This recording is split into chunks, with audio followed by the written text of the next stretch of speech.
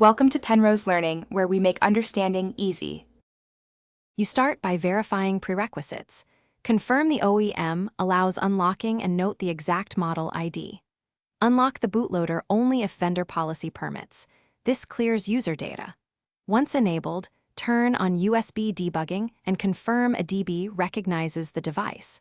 Download the correct factory image and signed vendor keys. Place them in a dedicated folder on your workstation. You do this now because a mismatched image or missing keys will stop certification later.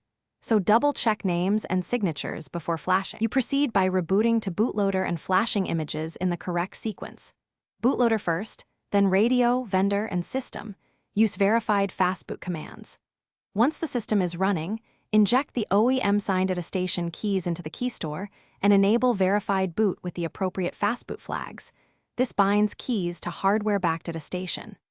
After that, generate the attestation certificate chain and collect device identifiers like serial and model. These pieces are needed to prove authenticity to the certification authority.